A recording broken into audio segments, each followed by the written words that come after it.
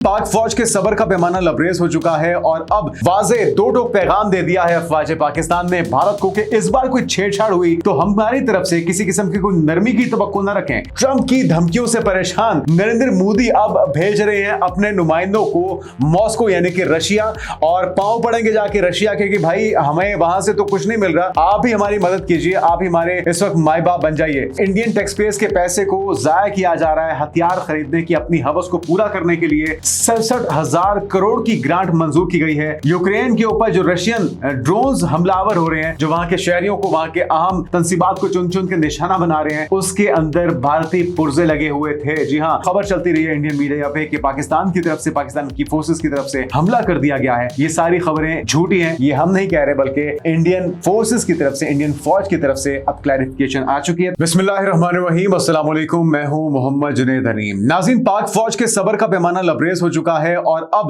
वाज़े दो टोक पैगाम दे दिया है अफवाज पाकिस्तान ने भारत को कि इस बार कोई छेड़छाड़ हुई तो हमारी तरफ से किसी किस्म की कोई नरमी की तवक्को न रखें, क्योंकि पिछली बार पाकिस्तान एयरफोर्स और पाकिस्तान की अफवाज उनकी तरफ से एहतियात बरती गई, जिम्मेदारी का मुजाहरा किया गया।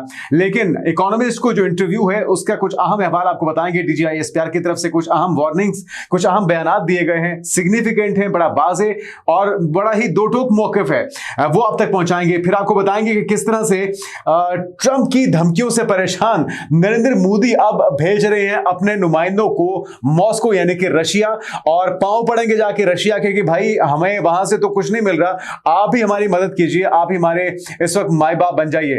तो अजीत दोवल पहुंचे हैं मॉस्को, इस दौरे का अहवाल आपको पहुंचाएंगे और उसके बाद आपको बताएंगे कि किस तरह से इंडियन टैक्स पेयर्स के पैसे को जाया किया जा रहा है हथियार खरीदने की अपनी हवस को पूरा करने के लिए 67,000 करोड़ की ग्रांट मंजूर की गई है राजनाथ सिंह की तरफ से। क्या कुछ खरीदा जाएगा, ये मौका क्या था, किस मौके पर उन्होंने ये ग्रांट मंजूर की है, इसकी कुछ तफसीलात, और फिर आपको बताएंगे कुछ अहम इंकशाफात हुए हैं। यूक्रेन के ऊपर जो रशियन ड्रोन्स हमलावर हो रहे हैं, जो वहां के शहरियों को, वहां के अहम तंसीबात को चुन चुन के निशाना बना रहे हैं, उसके अंदर भारतीय पुर्जे लगे हुए थे। जी हाँ, कुछ बहुत ही अहम चौंका देने वाले इंकशाफात। वो इल्जाम जो कि यूक्रेन की तरफ से पाकिस्तान के ऊपर धरे जा रहे थे, उसका तो कोई सबूत ज़ेलेंस्की साहब नहीं दे सके, यूक्रेनियन प्रेसिडेंट नहीं दे सके, लेकिन सबूतों के साथ अब यह वाज़ेह हो चुका है कि ईंधन का काम बन रहा, काम सरंजाम दे रहा है भारत, क्योंकि वो पुर्जाजा जो कि उन ड्रोन्स के अंदर इंस्टॉल थे, रशियन ड्रोन्स, वो खुद मिले हैं यूक्रेन के अंदर से, जिसके ऊपर मेड इन इंडिया लिखा हुआ था।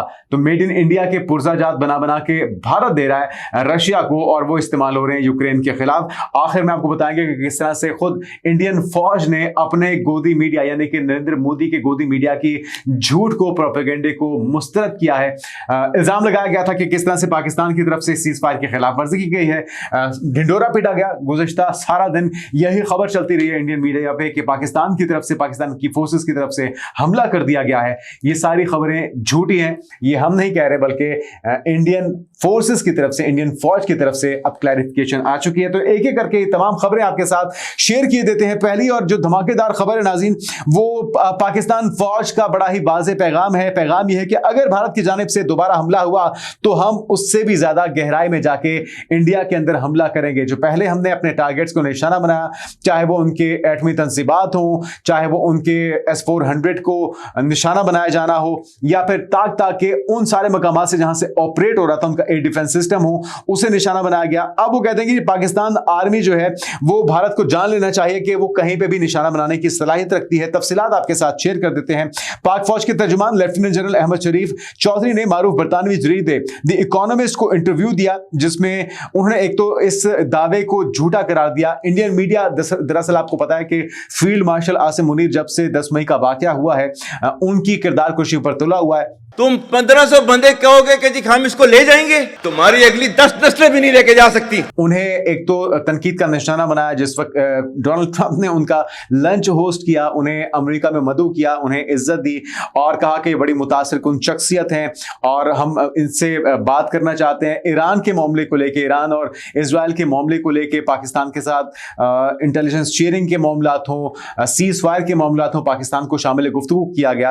तो इसकी वजह से बड़ा ही एक एहसास कमतरी का शिकार हुआ है भारत और भारतीय फोर्सेस, नरेंद्र मोदी की हुकूमत, गोदी मीडिया, ये सारे इनसिक्योर महसूस कर रहे हैं। तो अब उनकी किरदार कुशी की जा रही है। वो कह रहे हैं कि जी पाकिस्तान के अंदर बुनियादी तौर पे सदर बनना चाहते हैं फील्ड मार्शल आसिम मुनीर, और ये प्रोपेगेंडा किया जा रहा है, ये खबरें रिपोर्ट की जा रही हैं, जिसकी उन्होंने सख्ती से तरदीद की है DGISPR ने। साथ में उन्होंने कहा है कि इस तरह का पाकिस्तान का आइंदा सर बनने की अफवाहों को सख्ती से वो मुस्तरद करते हैं। उनका कहना था कि फील्ड मार्शल आसिम मुनीर के बारे में पाकिस्तान के सदर बनने की बातें मुकम्मल तौर पर बेबुनियाद हैं। साथ में उन्होंने कहा है कि मार्का हक के बाद जो सियासी तज्जिए और कयास आराइयां की जा रही हैं वो महज अफसाना है, जिनका हकीकत से कोई ताल्लुक नहीं है। इसके अलावा उनके बकौल इस किस्म की गुफ्तगू गैर जिम्मेदाराना है और इदारे को गैर जरूरी सियासी बहस में घसीटने की कोशिश है। साथ में उन्होंने जो बताया है, जो वार्निंग्स दी हैं, वो भी सुन लीजिए।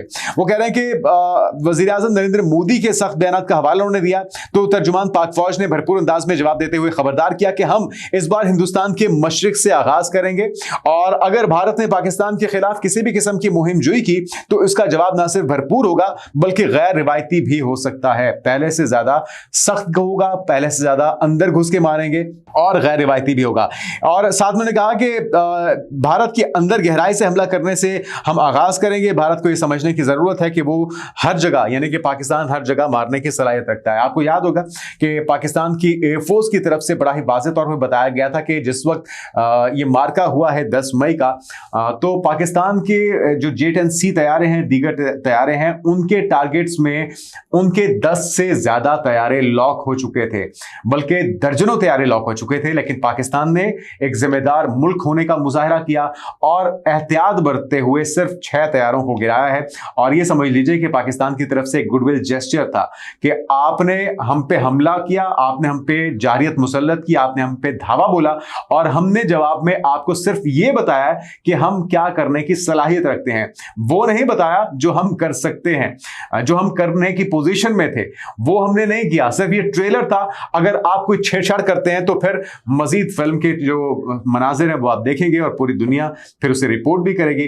फिर हमसे गिला शिकवाना कीजिएगा कि जी हमारा इतना नुकसान हो गया, हमारे इतने पायलट मारे गए, हमारे इतने तैयारे गिर गए, और हमारे इतने एयर डिफेंस सिस्टम जो हैं वो इन मकामात पे तबाह हो गए। तो पाकिस्तान की तरफ से बड़ा ही वाज़ेह और दो टूक मौक़िफ़ आ चुका है DGISPR की तरफ से अपने द इकोनॉमिस्ट को दिए गए इंटरव्यू के अंदर। अभी कुछ दिनों में इंटरव्यू चलेगा, हो सकता है कि आज चल जाए या कल चल जाए, तो उसके अंदर मजीद डिटेल्स भी आप देख सकते हैं। अब आते हैं नाज़रीन अगली खबर की तरफ। अजीत दोवल पहुंचे हैं जी मॉस्को, और जिसको कहते हैं ना कि अब यहां से तो लाल झंडी हो गई, अमेरिका तो हाथ नहीं पकड़ा रहा। डोनाल्ड ट्रंप की तरफ से अब मजीद सख्त बयान का सिलसिला जारी है। वो कहते हैं कि जी ना सिर्फ रूस और रशिया की वॉर के अंदर ईंधन का काम किया जा रहा है, बल्कि तेल खरीद के, हथियार खरीद के हमें पीठ में छुरा घोंपा जा रहा है। तो मजीद टैरिफ के बाद जुर्माना भी लगाया जाएगा अमेरिका की तरफ से। खबर यह है कि नई दिल्ली और वाशिंगटन के दरमियान बढ़ती हुई कशीदगी के दरमियान भारत के कौमी सलामती के मुशीर अजीत दोवल मॉस्को पहुंचे हैं। ये जो मौका है, ये खास तौर पे सोचा समझा कदम है, खासतौर पे ऐसे वक्त में जब अमेरिकी सदर ट्रंप ने रूसी तेल खरीदारी रखने पर भारत को अवामी सतह पर धमकी दी है। और इंतहाई मुहिम के एक जलसे में ट्रंप ने खबरदार किया कि जो मुमालिक रूस से तेल खरीदेंगे उन्हें बख्शा नहीं जाएगा, और भारत के रूस के साथ बढ़ते हुए तवानाई ताल्लुकात का बराह रास्त हवाला भी डोनाल्ड ट्रंप की तरफ से दिया गया। साथ में अजीत दोवल का इस बात का जो दौरा है वो इस बात का इशारा है कि भारत अपनी खारजा पॉलिसी को बैरूनी दबाव के तहत नहीं चलाएगा, खासतौर पर तवानाई की सलामती और स्ट्रेटेजिक खुद मुख्तारी की हो। तो जरा के मुताबिक इस दौरे में रूसी हुकाम के साथ दिफा, तवानाई, ताउन और उभरते हुए कसीर कतबी आलमी निजाम में आला सतह पर बातचीत शामिल है।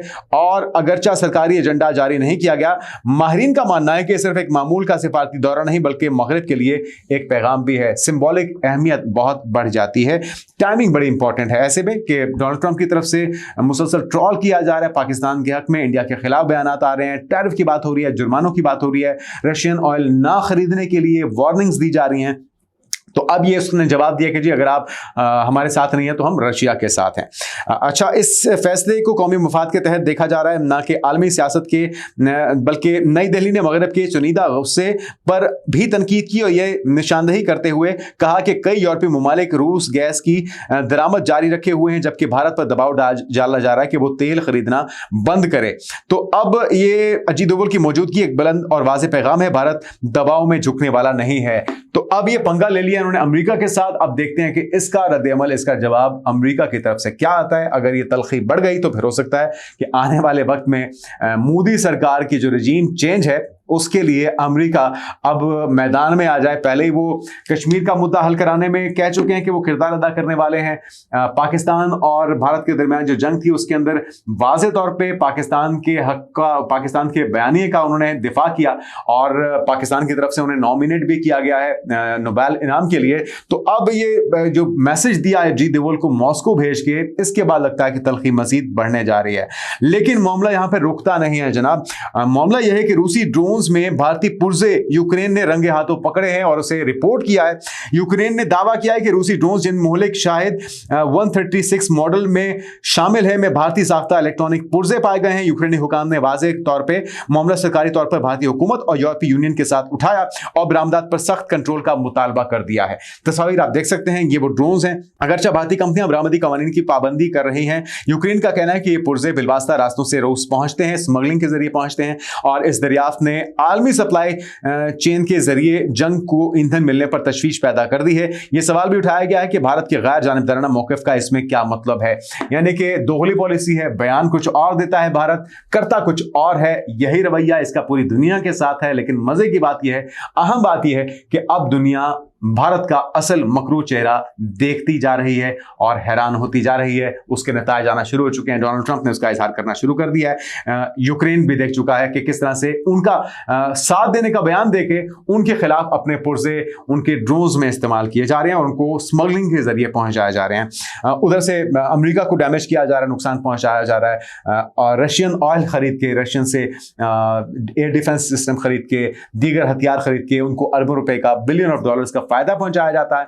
जो सारी सैंक्शंस हैं वो खाक में मिल जाती हैं। अब आते हैं नाज़रीन, वो जो हथियार खरीदने की हवस है, दौड़ है, उसके अंदर मोदी सरकार हो, राजनाथ सिंह हो, इंडियन फोर्सेस हो, वो रुकने का नाम नहीं ले रही और फिर पाकिस्तान को मजबूरन जवाबी कार्रवाई करनी पड़ती है। ताजा खबर यह है कि डिफेंस एक्विजिशन काउंसिल डैक, जिसकी सदारत वजीर दिफा राजनाथ सिंह ने मंगल के रोज की, उसने भारतीय मुसल्लह अफवाज के अमली सलाहियतों को बढ़ाने के लिए तकरीबन 67,000 करोड़ रुपए की तजावीज मंजूर कर ली हैं और सरकारी बयान के मुताबिक ये फैसला फौज, बहरिया और फिजाया के लिए अहम साजो-सामान की खरीदारी और जदीद कारी से मुतल्लिक है।